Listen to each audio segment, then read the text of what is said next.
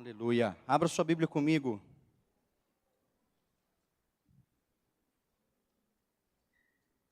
Livro de Mateus, capítulo 26.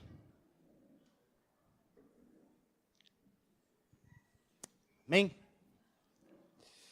Mateus, capítulo 26.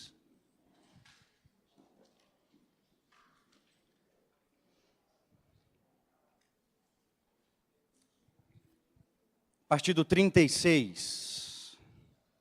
Mateus 26, a partir do 36. Estão prontos? Amém? Amém. Vamos ler. Então chegou Jesus com eles a um lugar chamado Getsêmani, e disse a seus discípulos: assentai-vos aqui, enquanto vou além orar. E levando consigo Pedro e os dois filhos de Zebedeu, começou a entristecer-se e a angustiar-se muito. Então lhes disse: a minha alma está cheia de tristeza até a morte. Ficai aqui e velai comigo. E, indo um pouco mais para diante, prostrou-se sobre o seu rosto, orando e dizendo: meu Pai, se é possível, passe de mim esse cálice. Todavia, não seja feita como eu quero, mas como tu queres. Verso 40, e voltando para os seus discípulos, achou-os adormecidos, e disse a Pedro: então nem uma hora pudestes velar comigo? Vigiai e orai, para que não entreis em tentação. Na verdade, o espírito está pronto, mas a carne é fraca. E indo uma segunda vez, orou dizendo: Pai, se este cálice não pode passar de mim, sem eu beber, faça a tua vontade. E voltando, achou-os outra vez adormecidos, porque os seus olhos estavam pesados. E deixando-os de novo, foi orar pela terceira vez, dizendo as mesmas palavras. Então chegou junto de seus discípulos e disse-lhes: ainda dormi agora e repousai? Eis que é chegada a hora, e o Filho do Homem será entregue nas mãos dos pecadores. Levantai-vos, partamos, eis que é chegado o que me trai. Amém? Vamos orar? Senhor Jesus, nós nos colocamos na sua presença e pedimos agora, Senhor, que a sua palavra possa penetrar, Senhor Jesus, nas nossas mentes e no nosso coração, trazendo mudança e trazendo a revelação daquilo que o Senhor tem para nós. O nosso desejo, Senhor, é sairmos daqui cheios do seu Espírito Santo, cheios, Deus, da sua plenitude de vida em nós, e que o nosso coração, Deus, certo daquilo que o Senhor tem para as nossas vidas. Ministra uma palavra no nosso coração, enche o nosso coração, Senhor Jesus, de esperança, e enche o nosso coração, Senhor Jesus, de atenção àquilo que o Senhor tem para ministrar a nós hoje, em nome de Jesus.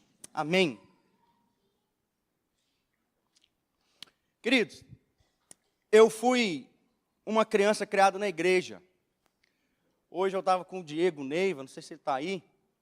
Ele falou que eu sou daquele tipo de menino que conhece todo o inário, né? Não é verdade não, mas eu fui criado na igreja, eu tenho na minha memória vivo assim ainda os momentos de escola dominical, os momentos de EBF, né? Eu lembro da pitula com bolacha Mabel, né? Mas eu também lembro da tia falando, B-I-B-L-A, vocês não sabem? É o livro do meu Deus, eu tenho em meu coração, B-I-B-L-A, Bíblia. Eu lembro dessas coisas. Eu lembro dela dizer o quanto Deus me amava e o quanto a Bíblia deveria ser o livro da minha vida. Eu lembro dessas coisas desde a minha infância. E eu passei toda a infância na igreja, toda a adolescência na igreja. Pensei que você ia saber a música, eu vim tão feliz. E eu passei toda a infância, adolescência na igreja. E um dia eu me atentei a uma palavra. Um dia a gente estava numa reunião e foi a primeira vez que eu me atentei à palavra avivamento. A primeira vez que eu ouvi essa palavra, eu não sei, mas foi a primeira vez que ela entrou e que eu percebi essa palavra como algo diferente, avivamento. E a forma como eu ouvi essa palavra, o contexto que ela estava inserida era o seguinte: nós precisamos de um avivamento. Foi assim que eu escutei essa palavra. E aí eu não sabia o que era. Eu falei: olha, é uma coisa que eu não sei o que é, mas se estão dizendo que a gente precisa, é um negócio que a gente precisa desesperadamente, né? Então, esse foi o contexto que nós estávamos ali. e eu ouvi essa palavra, nós precisamos de um avivamento. Eu falei, beleza, o que é um avivamento então? Porque eu não sabia, eu não tinha ainda uma ideia do que seria isso, mas essa palavra entrou e isso veio, e então começa em mim uma busca pelo que era um avivamento. Nós aprendemos ontem que avivamento significa que eu estava morto e agora eu estou em Cristo vivo.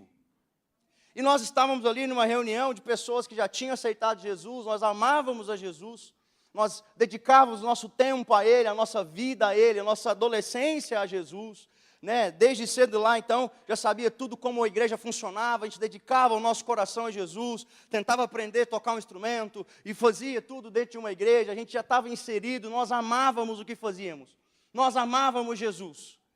E naquele momento, quando nós estávamos dizendo, Jesus, nós precisamos de um avivamento, nós estávamos orando e dizendo, Senhor, nós precisamos de uma intervenção miraculosa e poderosa do Espírito Santo sobre as nossas vidas. Era isso que nós estávamos dizendo naquele momento. Nós estamos vivos, nós fomos ressuscitados em Cristo Jesus, Ele nos tirou do império das trevas, nós estamos aqui dedicando a nossa juventude a Ele, e o que nós estamos pedindo agora, traduzido por avivamento, é que o Senhor venha com uma ação poderosa e miraculosa sobre as nossas vidas, que o Senhor faça uma ação e o seu Espírito tenha liberdade de agir como nunca agiu antes no nosso meio. Esse era o nosso desejo, era isso que nós queríamos. E existem essas promessas sobre o Brasil, existem essas promessas sobre Goiânia, existem essas promessas sobre você e sobre mim, que o Espírito virá e Ele agirá de forma miraculosa, impressionante, de um modo como Ele nunca fez e como Ele nunca havia agido antes. E eu comecei então, na minha adolescência, uma busca do que era e do que significava avivamento. Então, para mim, avivamento significa e se trata de uma manifestação ímpar da presença de Deus. É uma manifestação miraculosa do Espírito Santo. É uma manifestação da qual o homem não tem controle. Ela atinge uma pessoa, ela atinge uma congregação, ela atinge uma cidade, ela atinge um país inteiro, e o homem não tem as rédeas da situação. Ele não tem como controlar a situação. E o avivamento, ele tem algumas características para mim. A primeira característica de um avivamento é que ele não é a vida normal da igreja. O avivamento, ele não é o comum da igreja, ele não é a vida normal. Me lembra muito o texto de João capítulo 5, no momento que você vai ler lá sobre o paralítico que está diante do poço de Betesda. Aquele anjo que aparece no poço, ele aparecia e misturava as águas, ele não morava no poço. Você concorda comigo? O anjo não morava no poço, ele aparecia de vez em quando. Quer dizer que essa manifestação miraculosa da presença de Deus, ela não é o normal, ela tem um prazo de validade, ela tem uma duração. Como o homem não tem a rédea da situação, nós não podemos determinar quanto tempo dura um avivamento. Nós não podemos calcular quanto tempo ele vai durar, quanto tempo a manifestação miraculosa de Deus vai durar no nosso meio, a gente não tem controle sobre isso. A primeira característica de um avivamento é que ele não é a vida normal da igreja. Ele vem, ele dura um tempo e depois ele se vai. É a primeira característica dele. Segunda característica de um avivamento é que não importa o que aconteça, não interessa o que acontece no avivamento, o principal resultado de um avivamento é a conversão de pessoas. É o principal resultado, como nós vimos ontem na palavra. O que foi dito? O que é o avivamento? Eu estava morto e agora estou. O principal resultado de um avivamento é a conversão de pessoas. Pessoas sendo livres do pecado por Cristo Jesus. Pessoas entendendo que Cristo é o caminho, Cristo é a verdade, Cristo é a vida. Pessoas sendo conduzidas, pessoas se arrependendo. Essa é a principal característica de um avivamento. Não importa o que acontece, pode ter morto levantando, pode ter gente levitando. A principal característica de um avivamento é conversão. Almas, pessoas sendo ganhadas para Jesus. E a terceira característica é que um avivamento, ele provoca mudanças permanentes na igreja, que se refletem na sociedade. Um avivamento provoca isso. Eu quero te dar um exemplo claro desses três pontos. Se você procurar na história, as histórias dos avivamentos, você vai se deparar com o avivamento do país de Gales. Um dos maiores avivamentos que aconteceram na história da humanidade. Esse avivamento aconteceu entre setembro de 1904 e abril de 1906. O que você tem? Um período de tempo. Aproximadamente 18 meses. Por 18 meses, Deus agiu de forma miraculosa no país de Gales. Ele agiu de forma que o homem não tinha controle, o homem não tinha a rédea da situação. E se você for ler os relatos, contam-se que os cultos não tinham uma forma. Os cultos não tinham um modo, um modelo de como começa, como que termina, que hora que começa, que hora que esse culto termina. Ele não tinha essa forma, ele não tinha esse modelo, mas ninguém reclamava, porque o Espírito conduzia a reunião. Então, entre esse tempo, Gales, o país de Gales, experimentou um profundo mover de Deus. Só que o interessante é que nesse avivamento, se você for ler a história dele, não existem registros de cegos, surdos, mudos, paralíticos que foram curados. Não há registros de milagres, de cura. Não há registros de mortos que ressuscitaram. Você não tem registros disso no avivamento de Gales. Aí você pode pensar, que avivamentinho, mais, né? Michuruca, aconteceu nada? Aconteceu, irmão. Em 6 meses, 100.000 pessoas converteram-se a Jesus Cristo. Em 6 meses, 100.000 almas foram levadas ao arrependimento e entregaram suas vidas a Jesus. Dentro de um intervalo de 6 meses. Outra coisa que aconteceu, os relatos contam que as pessoas falavam assim, que os homens haviam sido amansados. Os homens foram amansados. E naquela época, a principal profissão era trabalhar nas minas de carvão, era a principal profissão. E aí os homens usavam cavalos, então, nisso, e tudo isso são relatos de historiadores a respeito desse avivamento. Os homens usavam cavalos lá nas minas de carvão, e diz que depois do avivamento, era difícil trabalhar com os cavalos.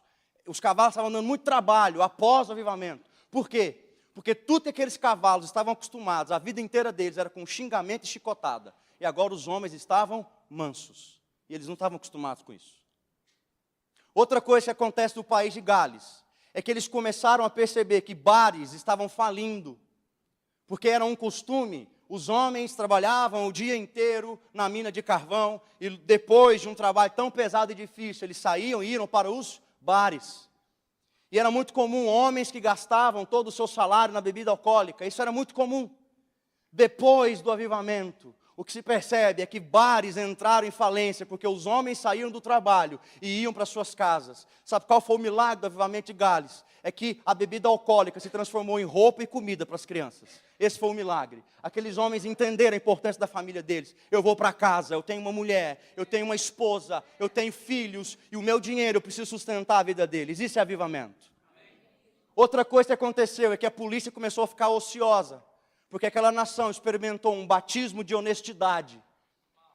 A criminalidade reduziu tanto que a polícia começou a fazer bandas, ir para as igrejas tocar, porque os policiais estavam sem o que fazer. Isso é avivamento. Isso é uma manifestação da presença de Deus que é incontrolável e da qual o homem não tem governo. E eu tomando consciência disso, então agora, consciente do que é um avivamento, começa então uma procura pelo avivamento. Nós começamos então agora a dobrar os nossos joelhos, a fazer jejuns, a orar, a ir para a igreja pelas madrugadas, buscando o avivamento. Só que nós nos deparamos com uma outra situação. Por mais que orássemos, por mais que jejuássemos, por mais que estivéssemos entregando o nosso coração diante do Senhor, parece que cada passo que nós dávamos em direção ao avivamento, Ele dava 2 para longe de nós. Parece que quando nós estávamos chegando perto do avivamento, e é agora vai ter um avivamento, parece que Deus vinha, dava uma rasteira e falava, pegadinha, não vou descer o meu espírito, tá ligado? Não vai descer o meu espírito agora. Essa era a sensação, a gente dizia, Senhor, por quê? Se nós estamos fazendo tudo certo. Nós estamos fazendo tudo certo, nós estamos orando, nós estamos jejuando, nós estamos vindo para cá, e a sensação que tínhamos é que cada passo que dávamos diante do avivamento, Ele dava 2, 3 passos diante de nós, para longe de nós. Parecia que era aquela história do arco-íris, que no fim do arco-íris tem um pote cheio de ouro, e a gente nunca chega nesse pote de ouro, porque a gente nunca chega no fim do arco-íris. E essa era a sensação que a gente tinha. Esse negócio é uma história que aconteceu no passado. Esse negócio acontece com poucas pessoas na atualidade.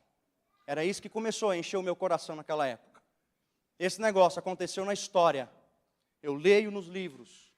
E se tem alguém que vive isso na atualidade, isso são para poucos homens que o Senhor escolhe. E a primeira coisa que eu quero dizer para você é que a ação dos dons espirituais nas nossas vidas, elas não são relíquias do passado, e muito menos privilégios de alguns na atualidade. Elas são para todos nós. O Espírito vai agir em todos nós. Há aquele que prega, há aquele que profetiza, há aquele que fala em línguas, aquele que interpreta as línguas. Deus quer usar você para curar as pessoas. Deus quer usar você para conduzir o pecador até a cruz de Cristo.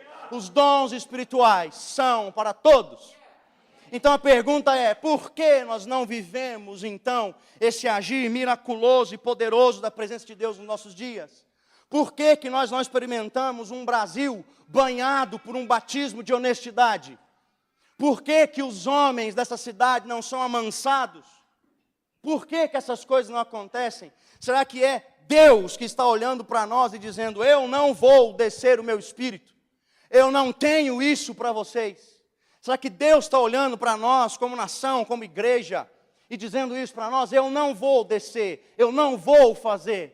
A resposta para essa pergunta é nunca. Meu querido, o céu está pronto. O céu está pronto. O céu está pronto para vir em encontro com a terra. Ele está pronto. Então, se o problema não é o Senhor, o problema somos nós. Existe alguma coisa no nosso comportamento que não permite que um avivamento, que uma manifestação gloriosa da presença de Deus, que uma manifestação miraculosa do Espírito Santo de Deus aconteça nos nossos dias. Parece que é algo que nós queremos muito, que nós sonhamos muito, mas que nós não nos comportamos para tal. Nós sonhamos, nós vivemos lá, nossa mente está lá, meu Deus, deve ser algo muito legal, deve ser algo que a gente não tem nem palavras para explicar. Mas alguma coisa no nosso comportamento não nos permite viver um avivamento. E agora a gente volta para o texto de Mateus capítulo 26. Nesse texto, nós lemos um momento que Jesus estava prestes a ser preso. Jesus estava a poucos momentos de sofrer. Ele estava ali a poucas horas de começar a sofrer, de começar a cumprir a missão para a qual ele havia sido enviado. Ele haveria de morrer por nós. Ele estava a poucas horas disso. Eu quero que você entenda como que deveria estar o coração de Jesus naquele momento. Como deveria estar o coração dele. Deus estava prestes a entregar o seu filho por conta de pecadores. Um inocente, alguém de sangue puro, estava prestes a enfrentar uma cruz. Esse era o coração de Jesus naquele momento. Eu estou perto de cumprir aquilo para o qual eu fui chamado. Está perto o momento de que eu vou cumprir. Algo miraculoso vai acontecer daqui a pouco. Algo extraordinário vai acontecer daqui a pouco. Aquilo para o qual eu fui enviado, o único motivo pelo qual eu vim à terra, daqui a pouco vai acontecer. Algo miraculoso vai acontecer. E para onde que Jesus foi com seus discípulos? Ele foi para o Getsemane. E sabe o que significa Getsemane? Getsemane significa lagar de azeite. Esse é o significado de Getsemane. Lagar de azeite. E o que é um lagar? O lagar é um lugar onde existem ferramentas para espremer a fruta, para espremer alguma coisa e extrair dela o que ela tem de melhor. Isso significa Getsemane. Sabe o que quer dizer isso para nós? Que antes de que Deus cumpra nas nossas vidas, antes de que Deus faça nas nossas vidas algo que é miraculoso, antes disso, Ele vai nos levar no lagar. Um lugar onde vamos ser espremidos, apertados, reduzidos, até que de nós possa fluir o melhor que existe. Por isso Jesus foi levado ao Getsemane. Era isso o que Jesus estava fazendo lá. Deixa eu dizer uma coisa. O avivamento não vem porque nós não estamos dispostos a passar pelo Getsemane, a passar pelo lagar, o lugar onde nós vamos ser apertados, espremidos, até que o azeite flua de nós. Nós não estamos dispostos. É por isso que um manifestar glorioso da presença de Deus não acontece. Sabe o que estava acontecendo?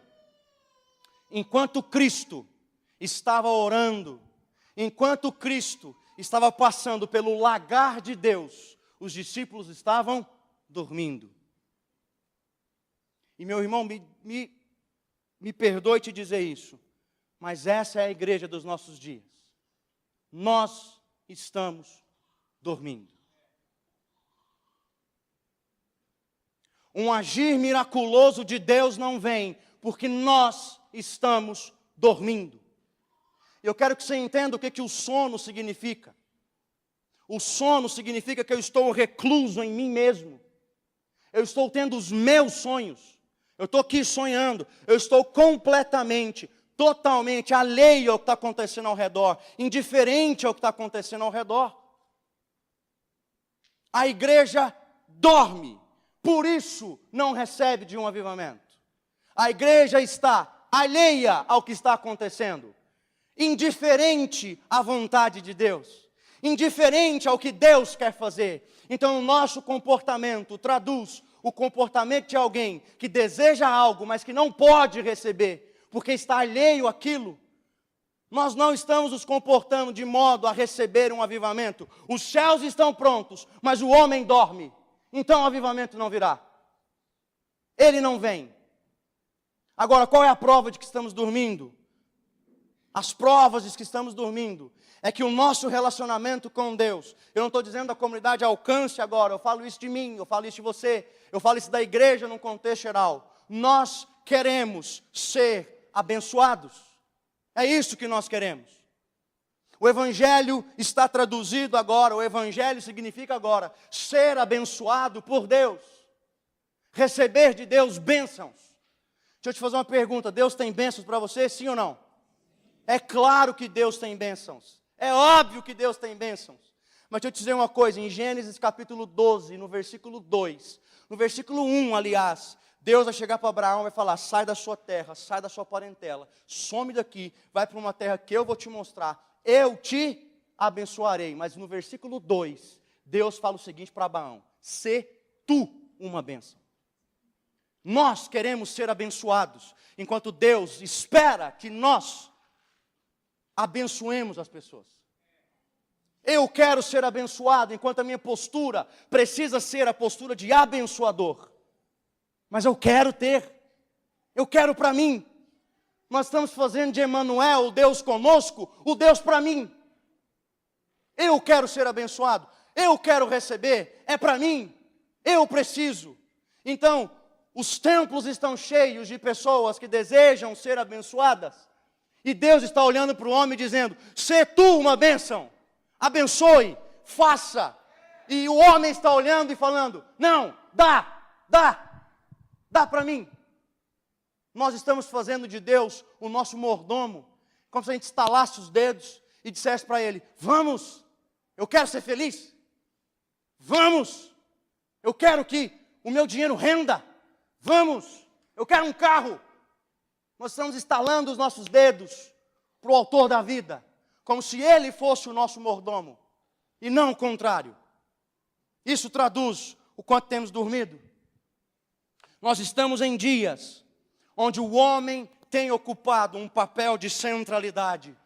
O homem tem ocupado um lugar de centralidade. Isso é triste, isso é deprimente. O homem tem estado no centro. O que nós estamos ouvindo é, você merece ser feliz. Você tem que ser feliz. Mentaliza que vem. É isso que nós temos ouvido nos nossos dias. Mentaliza que vem. Faça. Você precisa conquistar. Você não foi feito para sofrer. Você não tem que sofrer. Você não merece sofrer. Irmãos, a vida não é a Disney. Isso aqui não é um parque de diversão. as coisas vão dar ruim. Mas o que nós estamos ouvindo é que nós não podemos sofrer, nós temos que receber aquilo que queremos. Nós precisamos ter, nós estamos ocupando um lugar de centralidade. Eu tenho que ser abençoado, o Senhor vai fazer por mim, o Senhor me quer feliz, Ele quer ver a minha felicidade, ou Ele quer ver a minha cura, Ele quer ver, claro que Ele quer ver. Mas deixa eu dizer uma coisa, existe um trono colocado nos mais altos lugares. Existe um trono colocado num alto lugar, e o Senhor está sentado nesse trono, e à destra de Deus está Cristo, e nas mãos de Cristo estão as chaves da morte e do inferno. Nele nós vivemos, nele nós existimos, nele nós nos movemos. Ele governa, então Ele decide. Cristo é o centro do Evangelho. Cristo é o centro do Evangelho.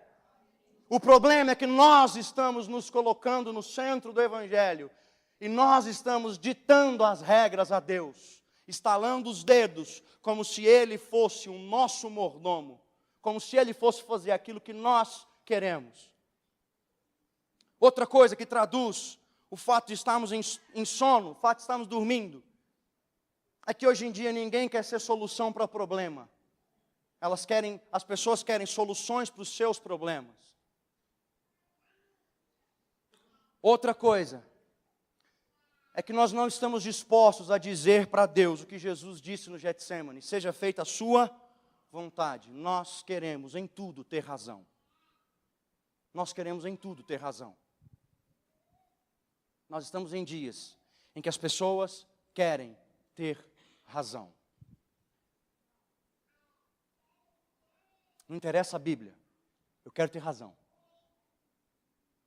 Não interessa a direção que Deus deu para o pastor, eu quero ter razão. Nós estamos em dias assim, dormimos. E enquanto estamos adormecidos, nunca receberemos a manifestação gloriosa do Espírito Santo de Deus. Jamais vamos receber. Vai comigo para Mateus capítulo 13. Quero mostrar para você o que acontece enquanto dormimos.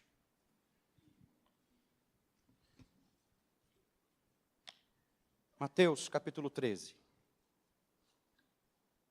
verso 24.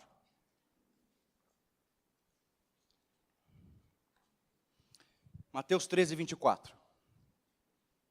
Jesus lhes contou outra parábola, dizendo: o reino dos céus é como um homem que semeou boa semente em seu campo.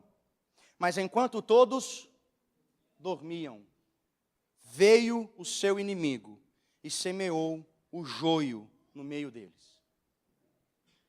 Irmãos, enquanto nós dormimos, enquanto nós estamos preocupados com a nossa bênção, com aquilo que é nosso, com o que queremos que o Senhor faça para nós, enquanto somos uma igreja que dorme, o inimigo semeia o joio.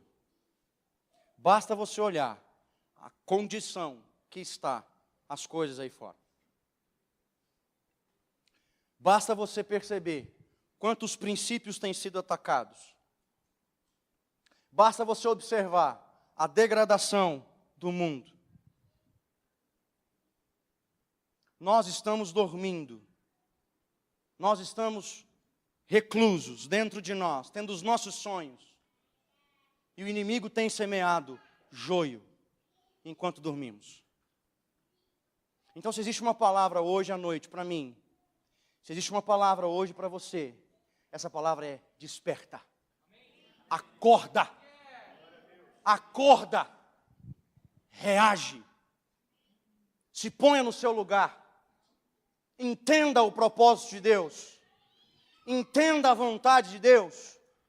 Cumpra a sua função. Seja a igreja. Faça a sua parte. Manifeste o reino de Deus. Proclame a glória de Deus. Proclame a verdade a respeito do Evangelho. Fale a respeito de Jesus. Diga a verdade. Viva a verdade. Desperta. Se existe uma palavra que tem que bater no seu coração hoje, é essa. Acorda. Acorda do seu sono, igreja. Acorda do sono. Porque quando você acordar do sono, os céus estão prontos, então o Espírito virá. Então essa cidade, esse bairro, vão começar a perceber homens mansos. Essa cidade vai começar a perceber homens honestos. Essa cidade vai começar a perceber milagres e sinais. Porque isso também faz parte. Mas enquanto nós estivermos dormindo, enquanto nós estivermos reclusos dentro de nós, nada acontecerá. Porque se ficarmos dormindo, nós não estamos vivendo o Evangelho verdadeiro. Nós precisamos manifestar a glória de Deus. Então, acorde, igreja, reage. Porque o diabo está semeando joio e nós precisamos acordar, reagir, ir para cima. É isso que a gente tem que fazer. Ser cheios do Espírito Santo e começar a manifestar a glória de Deus em todo lugar nessa cidade. Nós precisamos encarar o Getsemane. Nós precisamos encarar o lagar onde Deus vai nos amassar, onde Deus vai extrair o melhor que há em nós. Agora, vamos analisar o que acontece no Getsemane.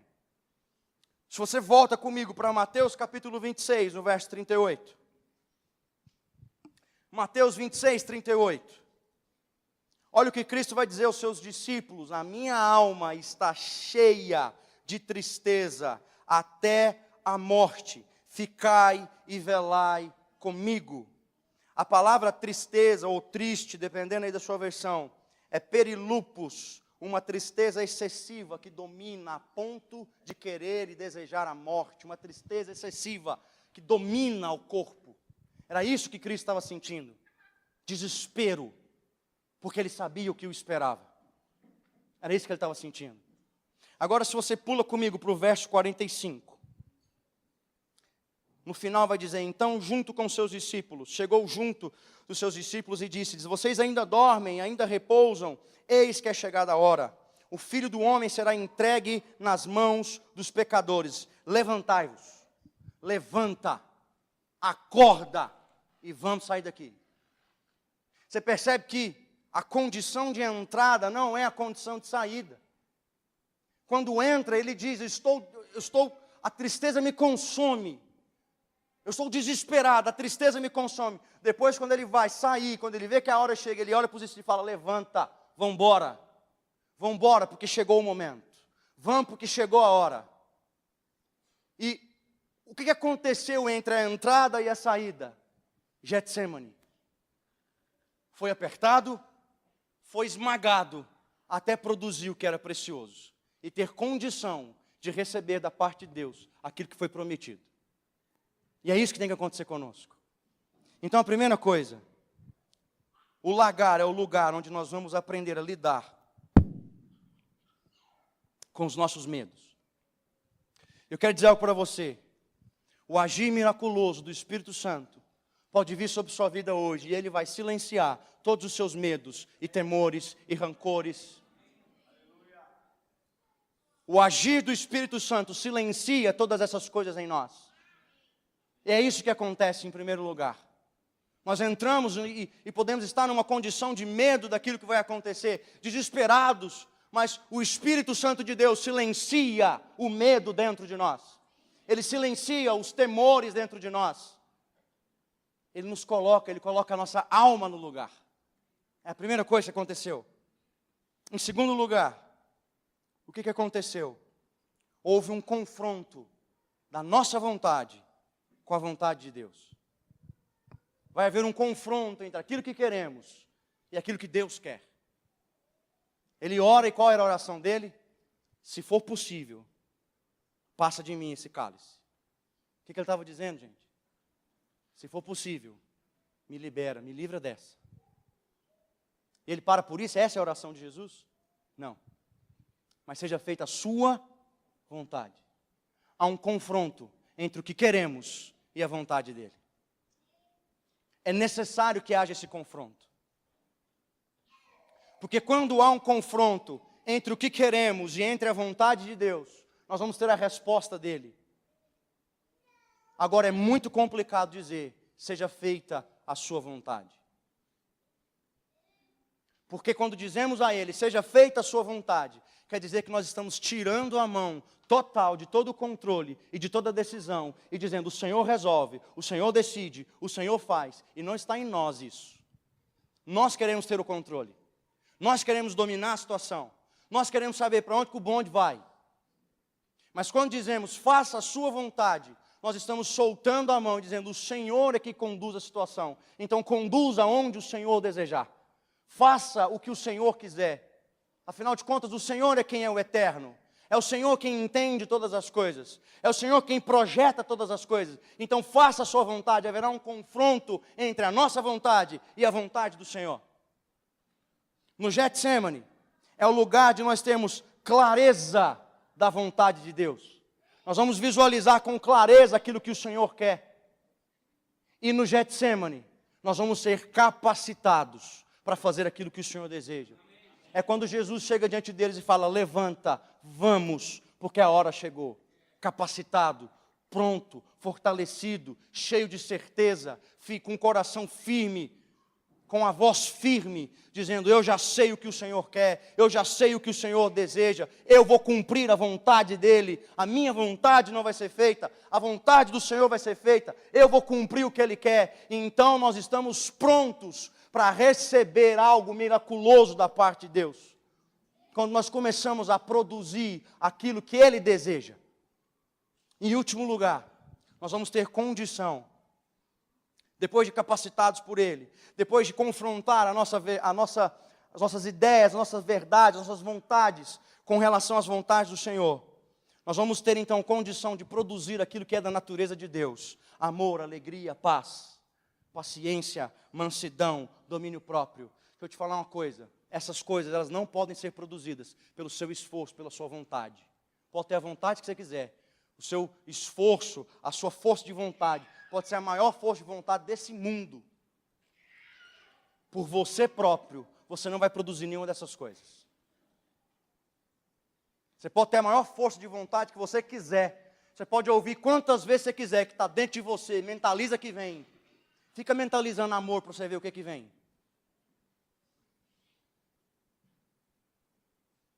Não é mentalizar, não é só ter força de vontade. Precisa de uma ação do Espírito Santo em nós. Precisa de uma ação miraculosa do Espírito Santo sobre nós. E então nós vamos começar a produzir o que é da natureza dEle, quando Ele age sobre nós.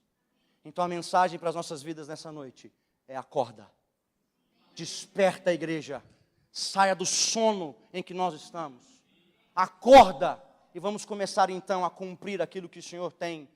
Vamos entrar nesse lagar e permitir que Ele nos amasse, e permitir que Ele nos reduza, e que o melhor de dentro de nós possa ser extraído, para então experimentarmos algo miraculoso que vem da parte dEle.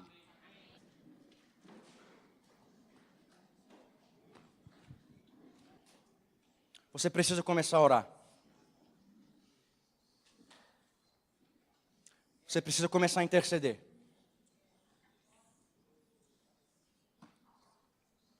Agora é você.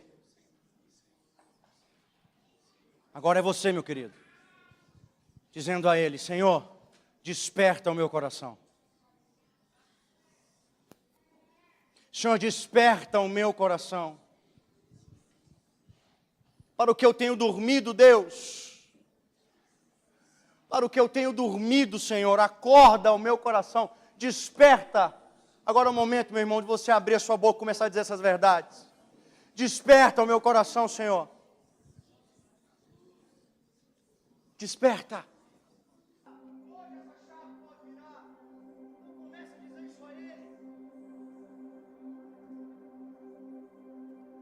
Dê isso a Ele. Desperta o meu coração, Senhor. Desperta o meu coração. Acorda, igreja. Porque o mundo está indo para o inferno. Acorda, igreja, porque o diabo tem ceifado vidas, enquanto nós estamos atrás das nossas bênçãos. Acorda, igreja, ser valente, reage.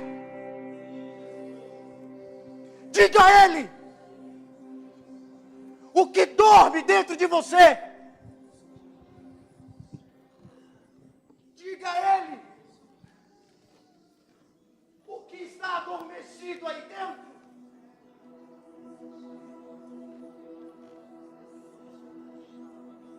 profetas abram as suas bocas.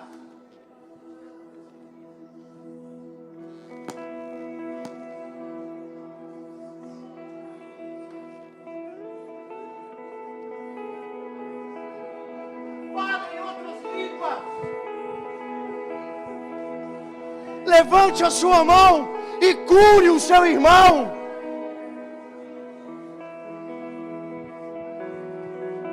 Acorda, igreja!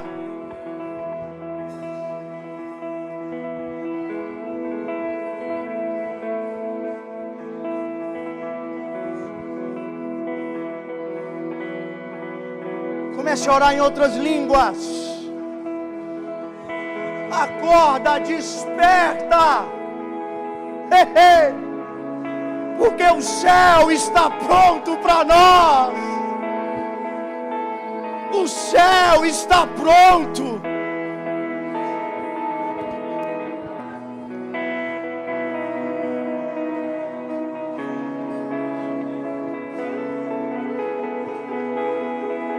Fala para ele. Diga a ele. Diga a ele o que dorme dentro de você.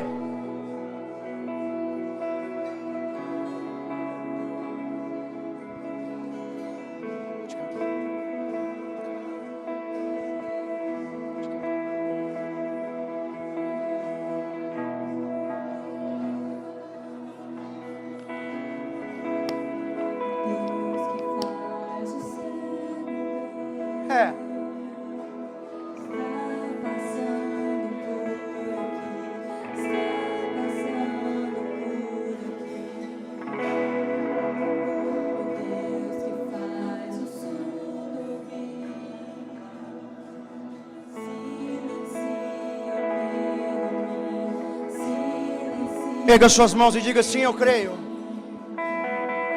Sim, eu creio em ti.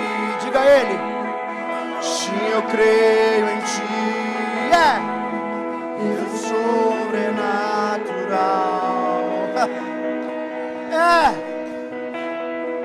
Sim, eu creio em ti.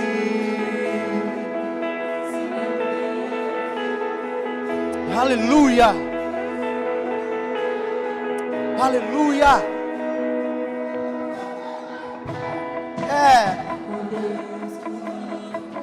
Aleluia. Nós estamos prontos.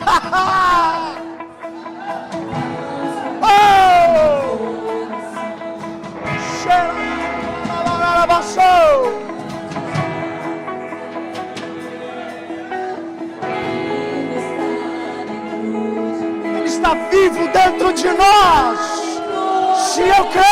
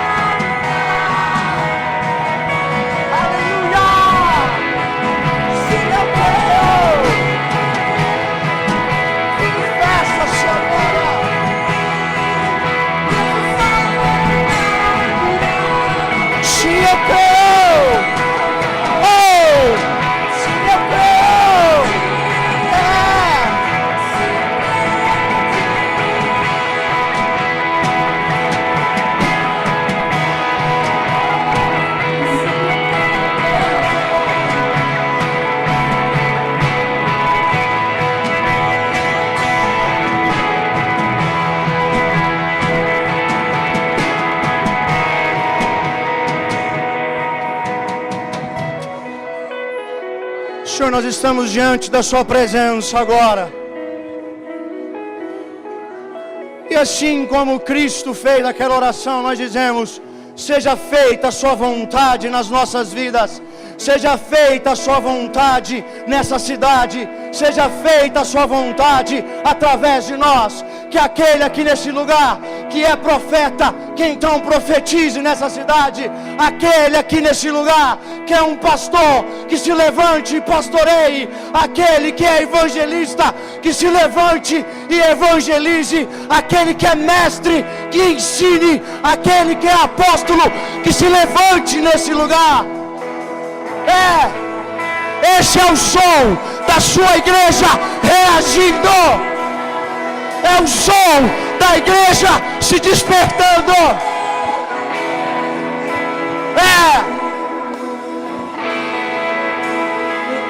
Aleluia!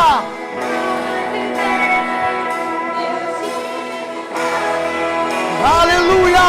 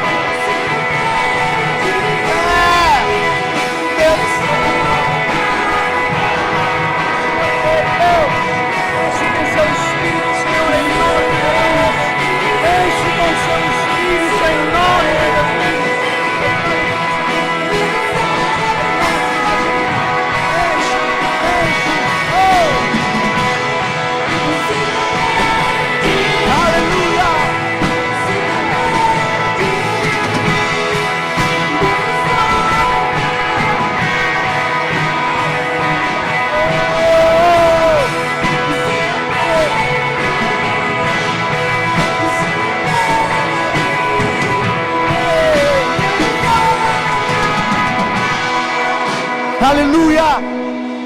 Oh! Queridos, eu sinto. Eu tenho que chamar aqui na frente.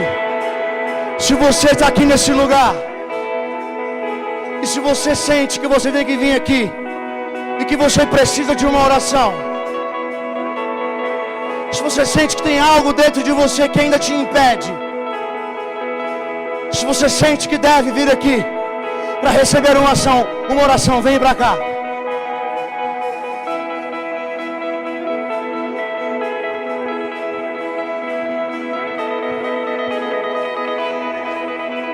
Esse é o som da igreja se despertando. Esse é o som da igreja.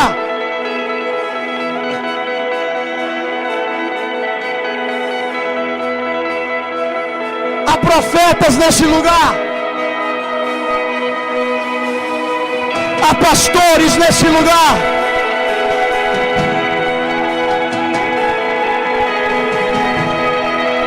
Esse é o som da igreja despertando.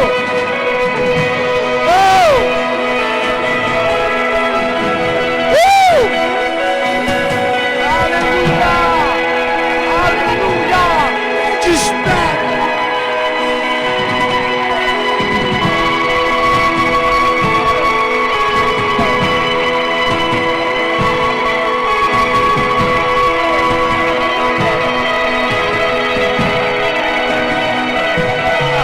Oh!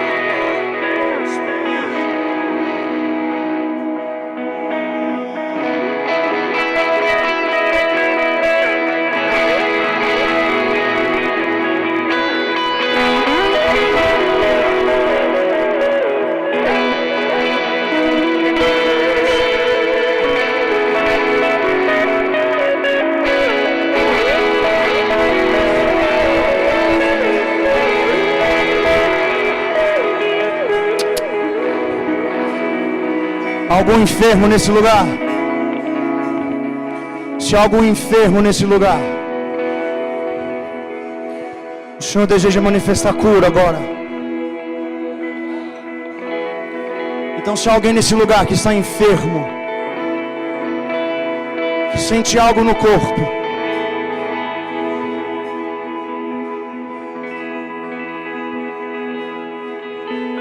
você vai colocar sua mão agora onde dói.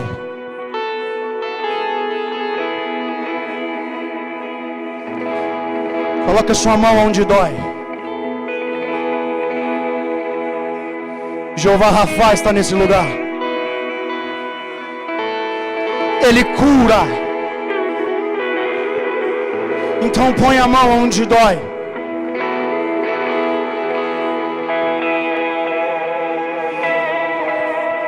E nós declaramos em nome de Jesus Cristo que toda dor e doença vai embora agora, pelo sangue do Cordeiro de Deus.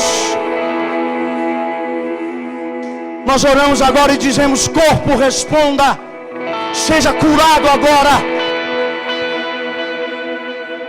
Seja curado agora. Seja curado agora, em nome de Jesus.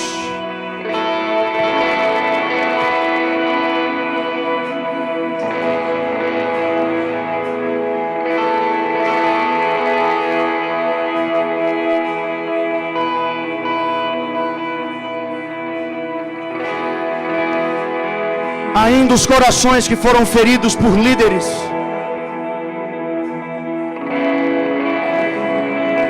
ainda os corações feridos por líderes.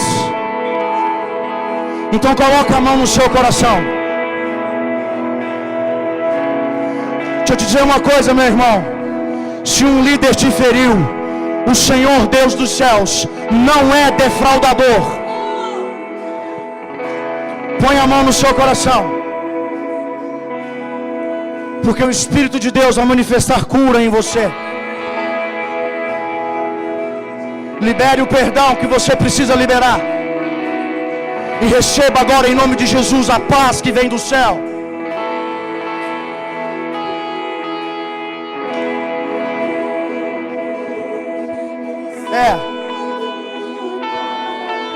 Aleluia.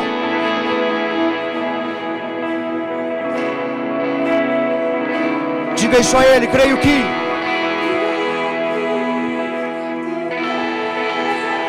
aleluia. Aleluia. Aleluia.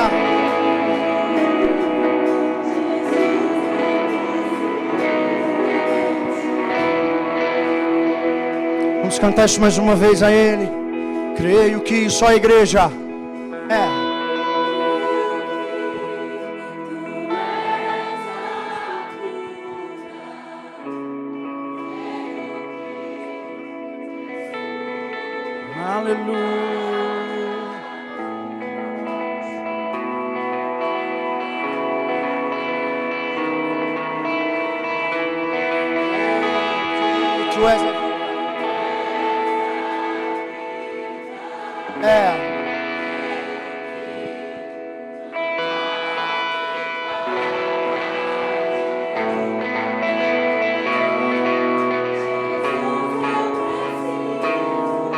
Pela última vez nós vamos cantar.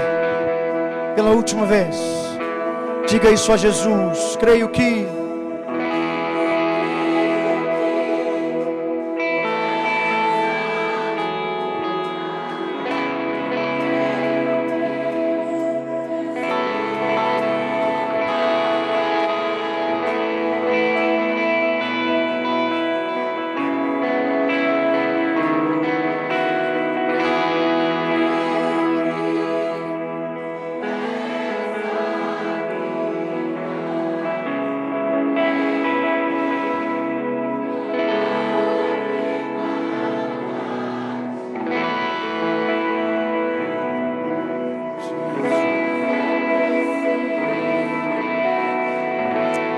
aleluia.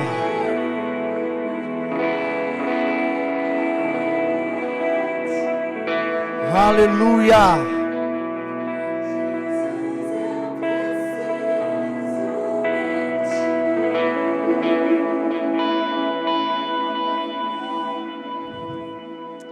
Aplauda o Senhor, meu irmão. Aleluia. Aleluia. Aleluia. Aleluia. Aleluia.